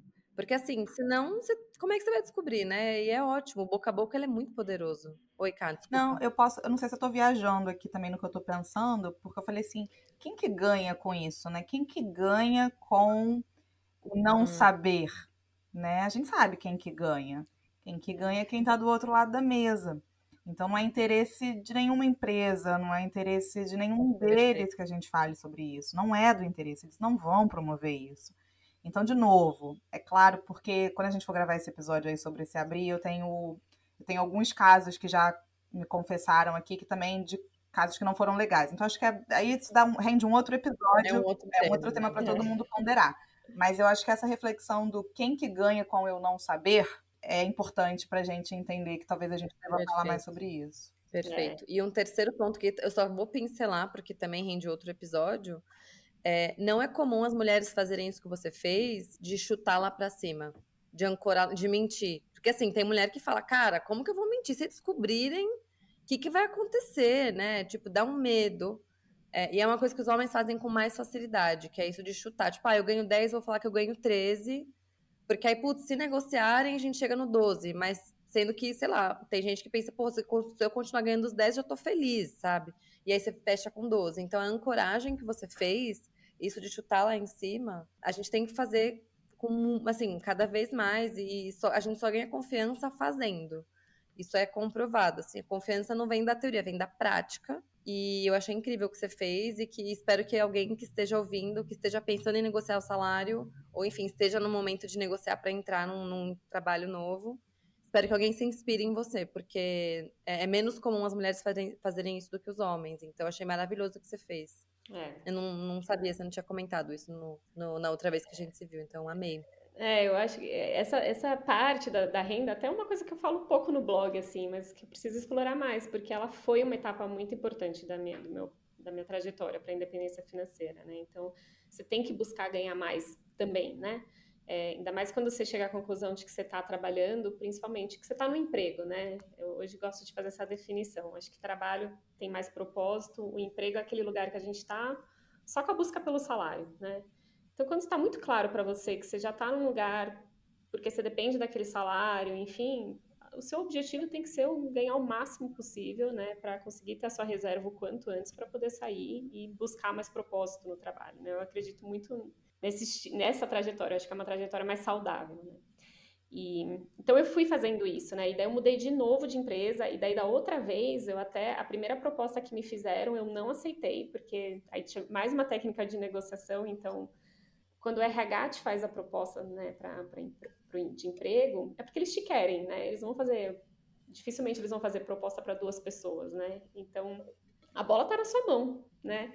Então essa é a sua hora também de novo puxar um pouquinho mais, né? Então eu falei, olha, a proposta que vocês me fizeram não é boa, eu gostaria de um pouco mais, enfim, né? Eu tô doida para trabalhar com vocês, né? Mostra muito entusiasmo, mas fala que você precisa de um motivo a mais para fazer uma mudança de emprego, enfim. Então, de quando eu comecei do fundo até meu último emprego, eu consegui multiplicar meu salário por 5, né? Um negócio impressionante. Tudo bem que o mercado financeiro é bem agressivo em termos de remuneração, mas tem outras áreas também. Eu tenho uma amiga professora que já conseguiu multiplicar o salário assim por belas quantidades, sendo boa de negociação, né? Sabendo a forma de negociar. Então, eu acho que você tem que levar isso a seu favor. E até que chegou uma hora que eu estava poupando aí, no meu último ano, eu estava poupando 95% da minha renda, e daí aí o FIRE estava na boca Chocada. do gol. Eu acho que Foram quantos anos? na verdade, a gente estava falando no começo, né, Carol? Aos 25 eu ainda estava na fase consumista. Eu virei pro FIRE mesmo aos 27, então foram 6 anos, foi muito rápido. Uau. Sim. Eu, E eu quero enfatizar isso, Lilian, porque eu acho que para quem está ouvindo, as pessoas não captam de primeira, então vamos reforçar isso aqui de novo. Ela atuou nas duas vertentes. Vocês viram que até agora a gente não falou sobre investimento. Eu não sei se alguém reparou, a gente basicamente não falou sobre investimento. Eles vão entrar, óbvio. Ela não deixou esse dinheiro parado na poupança, definitivamente. Eles vão entrar. Mas o foco maior ali o que fez a diferença não foi onde esse valor foi investido, tenho certeza. Ele vai ser super importante, principalmente para depois proporcionar a renda que precisa. Mas os dois focos foram redução de gasto e aumento de renda, de forma paralela, concomitante. O que a Lilian conseguiu foi uma façanha. Uma façanha, assim, com certeza, Lilian, você deveria parar no Fantástico. Alô, Fantástico, entrevistem a Lilian. Manifestou para o universo. Agora Vamos lá, porque foi uma façanha, né? E não vem. O que eu quero entender. Primeiro, já fizemos os disclaimers, ouçam quem pode poupar, tá poupando, poupa. A gente já fez nossos disclaimers aqui, a gente sabe que a gente está falando com um público que é classe A, a gente sabe disso tudo. Assim, a gente enfatiza porque a gente nunca sabe quem está ouvindo esse episódio em específico e pode não entender. Mas não existe milagre. Então ela foi com bastante intensidade nos dois lados, tanto do corte de gastos quanto da renda. E o principal, que eu acho que a gente ainda explorou pouco aqui, que o principal, ela entendeu que essa redução dos gastos e o aumento da renda era para proporcionar um estilo de vida diferente daquele que ela levava. Que eu acho que é isso que as pessoas às vezes também têm uma certa dificuldade de entender. Ah, não, mas eu vou fazer isso tudo, mas se eu quero rápido, uma coisa é se eu quero fazer isso ao longo de 60 anos, tá tudo bem quem quer, a gente não tá falando disso. Mas se eu quero rápido, eu preciso mudar esse meu estilo de vida.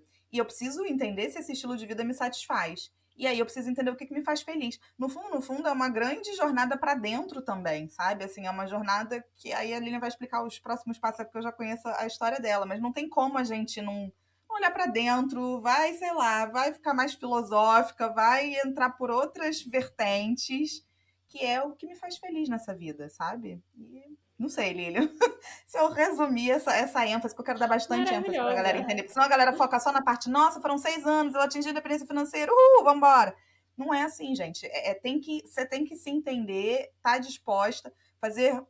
Tem trocentas variáveis do universo, de tudo, da renda, mas você tem que entender o seguinte, cara, o que me faz feliz nessa vida? O que é isso daí? Que eu realmente valorizo? O que eu quero?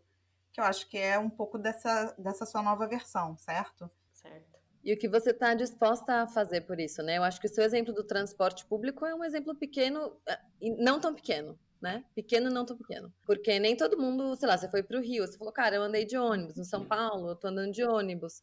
Você está disposta a fazer isso, e isso é uma das alavancas que você tem para continuar tendo o custo de vida que você tem, que cabe dentro do valor que você investiu.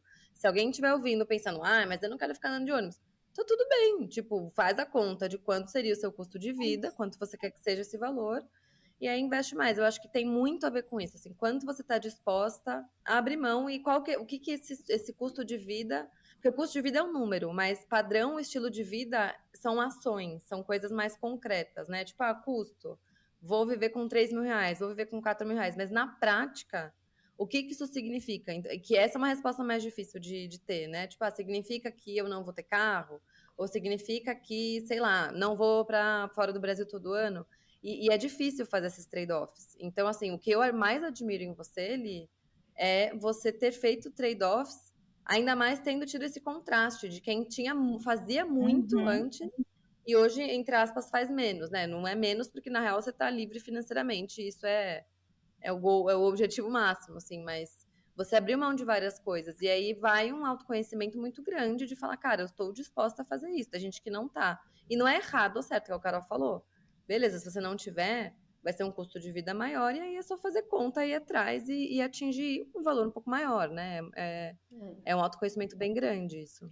Que É, não é fácil eu, abrir mão. eu acho importante falar, né, que eu abri mão de muitas coisas, mas eu não abri mão de todas as coisas, né? Eu ainda tinha alguns luxos, sim, né? Então, morar perto do trabalho era um luxo, né? Eu morei no mesmo apartamento, aquele apartamento maravilhoso que eu tinha decorado, só depois que eu saí dele.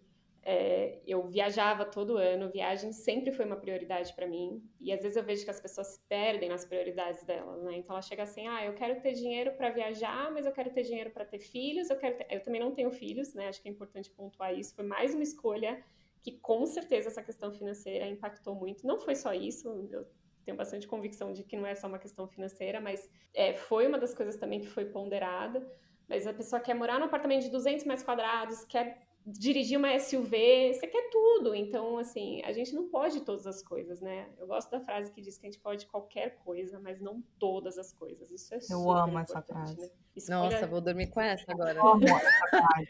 Tatuaria. Eu não tenho escolha suas tatuagem. batalhas. Tatuaria.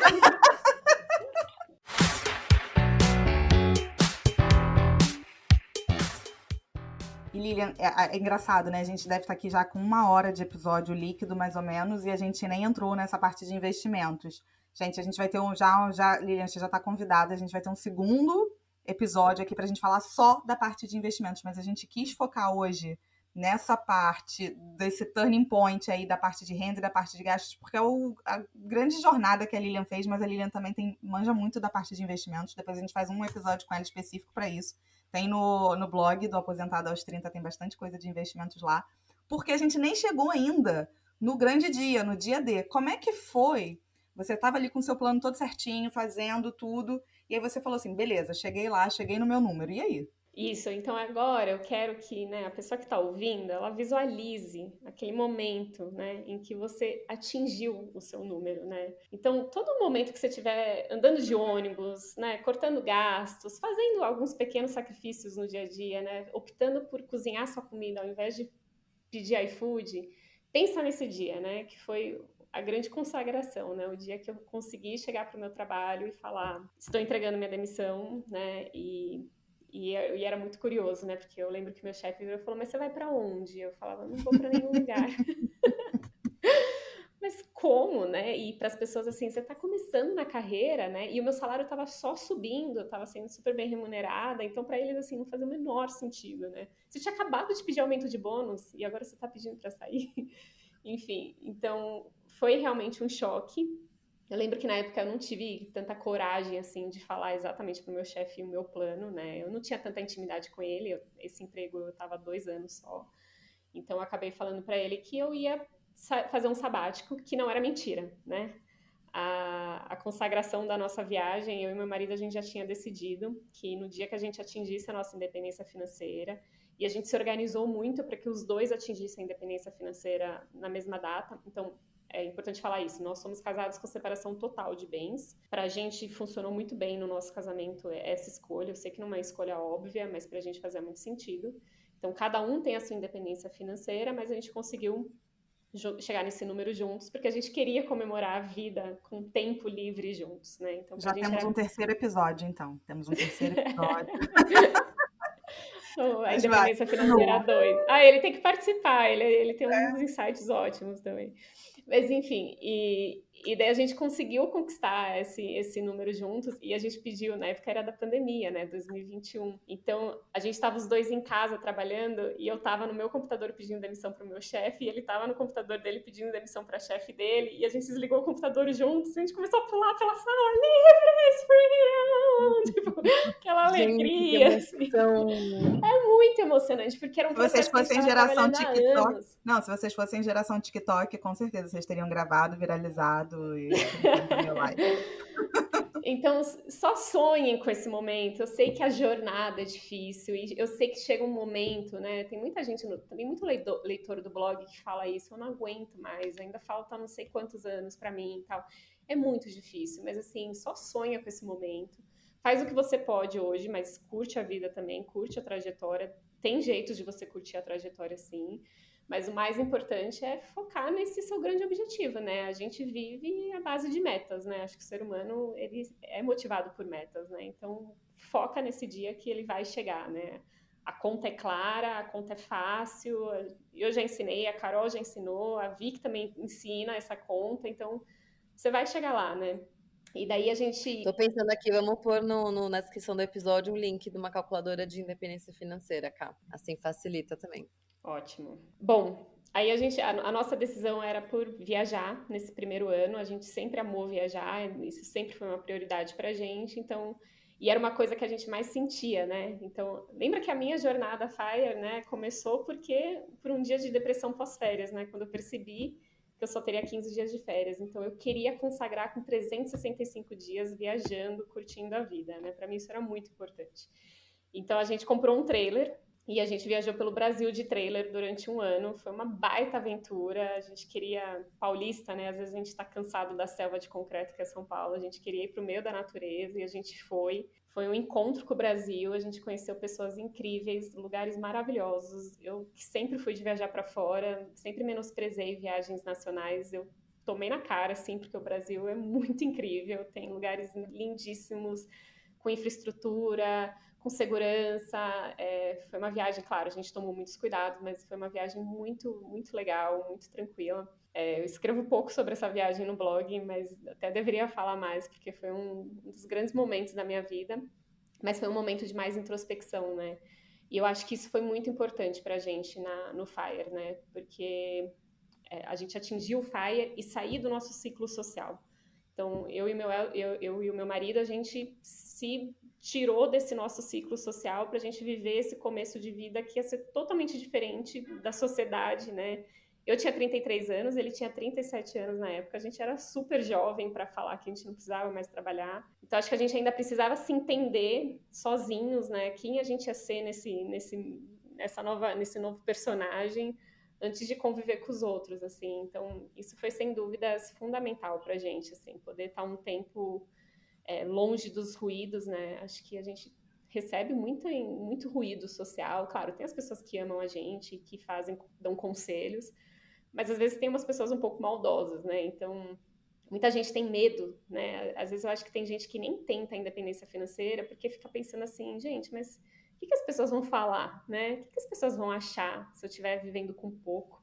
Se eu querer me aposentar para viver com pouco dinheiro, né? Abrir mão de um salário alto, de um cargo de renome numa empresa boa, né? O que as pessoas vão falar, né?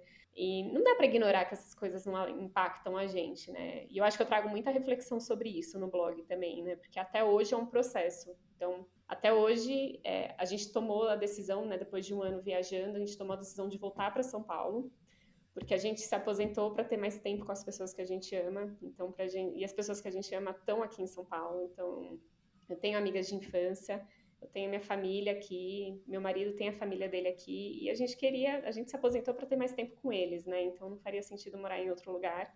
Então a gente voltou para São Paulo E hoje a vida em São Paulo, né, sem trabalhar, ela é desafiadora, né? Porque é a rotina básica do paulista.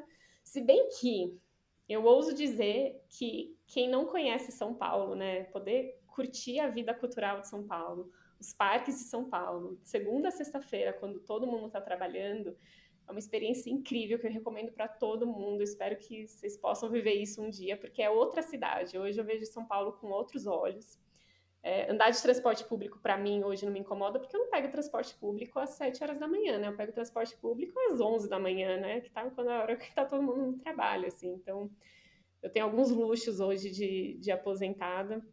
E a gente curte muito a cidade, assim, eu exploro muito cada cantinho da cidade e até consigo ter uma relação melhor com São Paulo agora que eu não trabalho. Já estou imaginando o post, 10 lugares em São Paulo, indicação da Lilian, tô amando. Lilian, o que você acha que hoje. Tem quanto tempo que vocês saíram para a viagem Já, sabática? já fez 3 anos, mês passado, que a gente se 3 anos, aposentou. ou seja, já um tempinho considerável.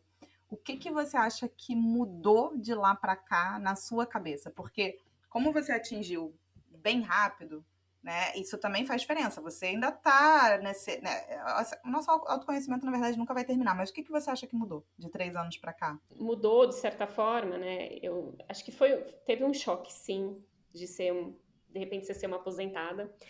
É muito difícil quando você tá indo contra o rebanho, né? Tá todo mundo indo para o lado, tá todo mundo para a direita, você foi para a esquerda, né? E quando eu voltei do sabático, eu me senti muito sozinha.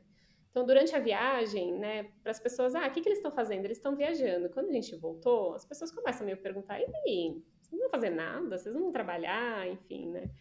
E o meu marido, ele resolveu entrar num trabalho voluntário, que era uma área que ele queria muito trabalhar, e ele entrou nesse trabalho voluntário. Então, ele também meio que me abandonou, porque eu achei que íamos estar os dois sem trabalhar aqui em São Paulo, e no final ele arranjou alguma ocupação. E eu comecei a me sentir muito sozinha, né? E da mesma forma que foi através da internet que eu abri as portas, né? Que eu conheci vocês, que eu conheci o Movimento FIRE, que eu li tantos livros, que eu acessei tantos blogs, foi atrás da internet que eu fui, foi através da internet que eu fui tentar amparar essa minha solidão, né? Então, aí foi quando eu criei o blog do Aposentada aos 30, quando eu voltei, que eu falei, eu quero fomentar essa comunidade, né, de pessoas que buscam independência financeira aqui no Brasil. Quero ser um hub, quero encontrar pessoas que pensam parecido comigo. Conhecer vocês duas foi um grande prazer, né? A Carol, minha parceiraça, e a gente troca muita figurinha. A Vic também, né? Então foi um prazer conhecer vocês. É um alívio, né? Saber que tem outras pessoas que pensam como eu quando o assunto é dinheiro. Até porque as minhas amigas falavam assim: você fala muito dinheiro, você tá ficando chata. Então eu precisava achar outras pessoas que não se importam de falar muito sobre dinheiro. Tipo, pessoas que gostam de fazer um podcast nas horas livres falando sobre dinheiro, sabe? Esse tipo de Exato, não sei pessoa. quem Uma sexta-noite. vocês alimentam. Numa sexta-noite, feliz da vida, com um sorriso daqui até aqui, achando o máximo. E daí eu também ressignifiquei minha relação com o trabalho, né? Porque eu acho que o trabalho, eu por muito tempo coloquei o trabalho numa caixinha de, nossa, trabalho é ruim, trabalho é só pelo dinheiro, né? É um ciclo de trabalho e consumo, não sei o quê. E eu me encontrei num trabalho, né, meio que por acaso, assim, de consultora financeira, né? As pessoas começaram a me procurar, porque elas viam as mudanças que eu estava fazendo na minha vida. Quando eu atingi minha independência financeira, então teve muita gente que veio me procurar e falar: como que você fez isso, né? Me ajuda, né? Então, hoje eu comecei a trabalhar como consultora financeira também. Então, eu separo, né, um tempo da minha vida. Então, trabalho 2 dias na semana na consultoria. E é muito legal, porque aí eu tenho um dia livre, que o dia é só meu. Aí tem um dia que eu tenho minha agenda, né, que eu tenho os meus clientes, que é ótimo, porque as pessoas me pagam para falar sobre dinheiro. Então, assim, para mim é o auge do auge. Quer Sim, falar, né? Vi? Não, é total. E então esse trabalho ele tem muito alinhamento comigo, né? Aí finalmente eu entendi que trabalho pode sim significar propósito, né? E claro, se ele tiver uma remuneração, porque ainda somos uma sociedade muito que a gente ainda valoriza muito o dinheiro, né? Na verdade, ao contrário, né? O dinheiro ainda é a forma da gente vai valorizar o nosso trabalho, né? Então, o meu trabalho na consultoria ele não é voluntário, mas ele é um trabalho que eu acho que é importante que as pessoas deem o valor para ele, né? Até para ele fazer sentido para a vida das pessoas, senão acho que elas não levam a sério, e que ele seja remunerado, né? E agora, hoje também, então, agora eu já tô me permitindo um pouquinho mais, né? Já não tô mais tão muquirana assim, já tô me permitindo alguns luxos a mais aí. Mas é engraçado, eu até tava conversando com a Carol essa semana, né, Carol? Que a gente tá. O nosso desafio é aprender a se permitir gastar, né? Porque acho que por muito tempo eu operei numa lógica de como economizar mais, como economizar mais, como fazer isso da forma mais barata possível, como fazer isso da forma mais barata possível. E agora eu já tô numa fase que eu quero, não, né? Eu acho que eu tenho o luxo hoje de poder falar que eu tenho o suficiente. É um luxo, pouquíssimas pessoas podem falar isso. E que eu não preciso mais toda hora ficar procurando a forma mais barata de fazer as coisas, né? Não precisa economizar mais, né? Se ficar do jeito que tá ótimo. Eu acho muito legal que, pra mim, uma das maiores conclusões assim de toda da sua história e do episódio de hoje, pra mim, é que você redefiniu qual era o luxo que você queria, né? Porque antes você tinha o luxo da bolsa Louis Vuitton, hoje seu luxo é acordar e fazer o que você quiser. É, Então, a pessoa pode pensar, ah, mas você tá andando de ônibus. Não, mas você tem um luxo, que é um luxo diferente e muito mais difícil. Então, não dá pra ter todos os luxos. Aí volta pra sua frase, né? Você pode ter qualquer luxo, você não pode ter todos. exatamente. Então, eu acho muito legal você falar isso, porque eu tava vendo um episódio sobre felicidade, saúde esses dias, e o que tem maior correlação com a nossa felicidade é a autonomia sobre o nosso tempo. Uhum. E esse é o maior, acho que pra mim esse é o maior luxo que existe, assim, é você não, né, ser obrigado a trabalhar, porque senão, né, não tem outra opção. Você tem essa liberdade, você é Carol, né? Então, é outro luxo, e eu acho que é um luxo mais difícil, obviamente, não mais difícil só porque você tem que trabalhar e poupar muito por isso, mas mais difícil porque ele envolve abrir um pouco de mão do ego. É, E isso é uma das coisas mais difíceis, né? Porque é o que você falou, as pessoas não estão vendo a sua conta bancária, as pessoas estão te vendo andando de ônibus, camiseta branca e calça jeans. Você pode ser qualquer pessoa, você pode ser uma pessoa endividada, você pode ser uma pessoa que ganha R$ 1.000, você pode ser alguém, tipo, ninguém sabe, é. né? E você abrir mão de ser percebida de uma forma chique, com status, etc. Isso, pra mim, acho que é um dos maiores desafios. E quando você fala que as pessoas ficam com raiva, as pessoas ficam bravas, eu acho que tem muito disso, da pessoa falar, cara, como assim ela atingiu isso? Porque a pessoa sabe que se ela for tentar atingir isso, ela vai ter que abrir mão de coisas e dói muito, ainda mais quando você está abrindo mão de ego, né? Então, para mim, esse assim, é uma das maiores, assim, a pedra filosofal aí da sua história, para mim.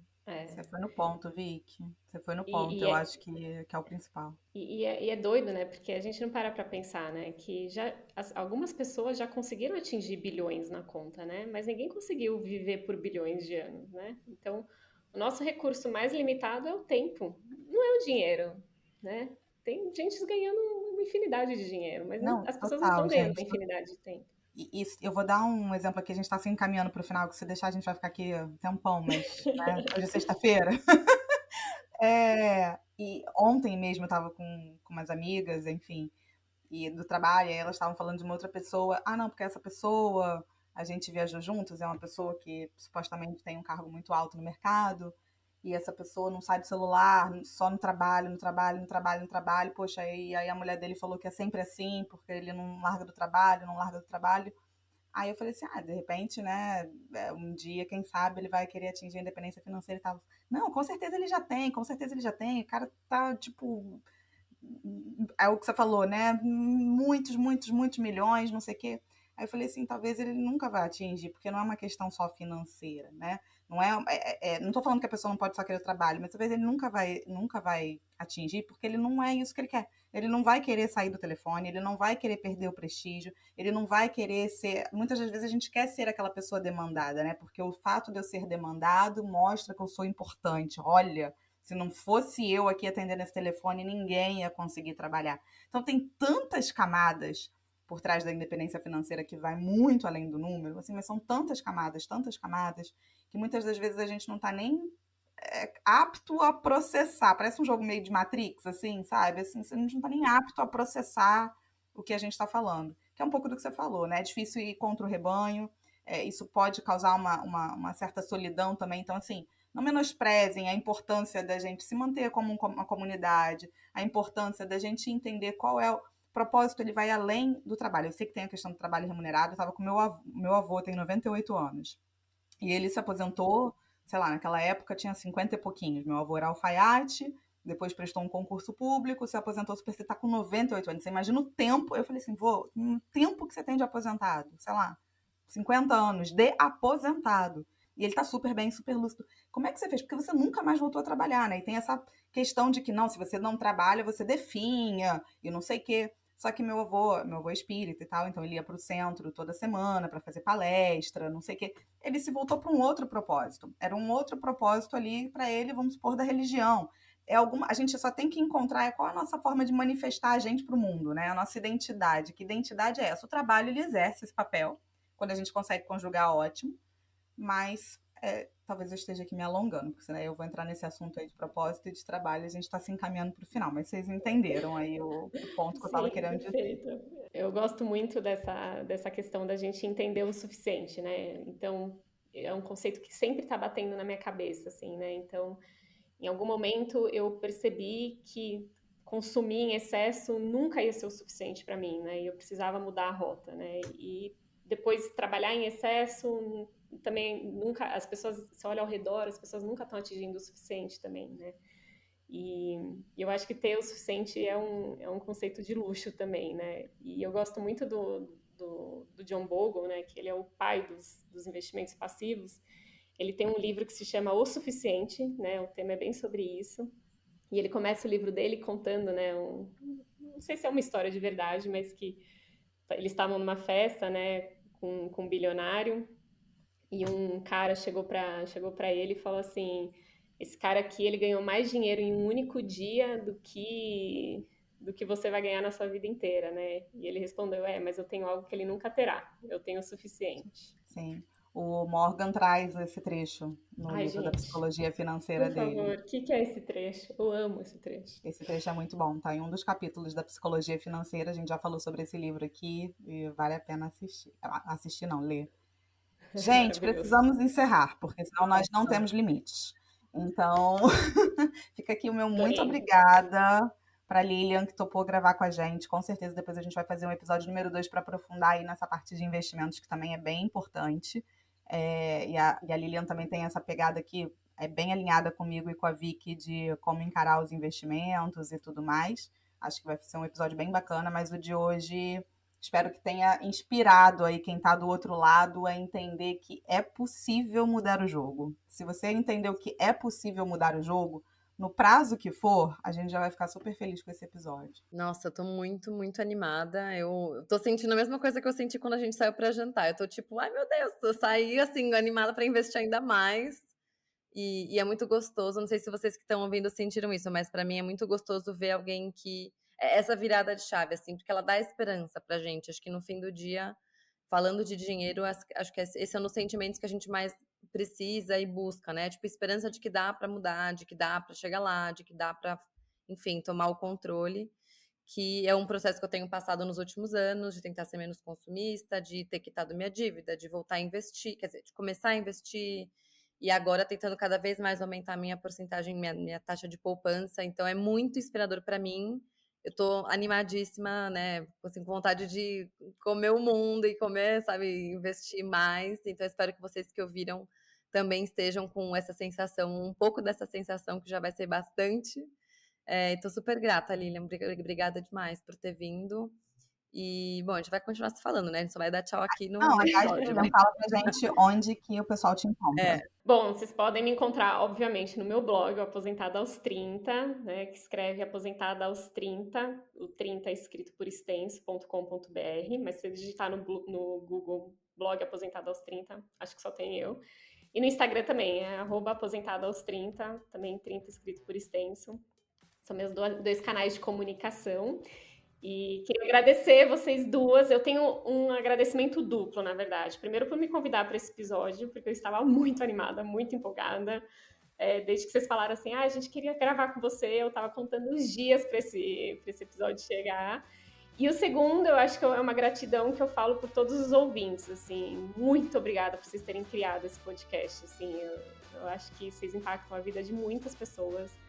Eu me sinto tão feliz sempre quando eu ouço e tão esperançosa e tantos insights interessantes e eu já consumi muito conteúdo financeiro E eu sei que eu posso dizer que vocês entregam um conteúdo de muita qualidade aqui. Obrigadão por esse trabalho. Que bom que vocês tiveram essa ideia maravilhosa. Obrigada, Aline. Obrigada, A Aline não foi contratada, ela é uma convidada. Foi espontânea. Gente, obrigada. Um beijo e até daqui a 15 dias. Até, um beijo.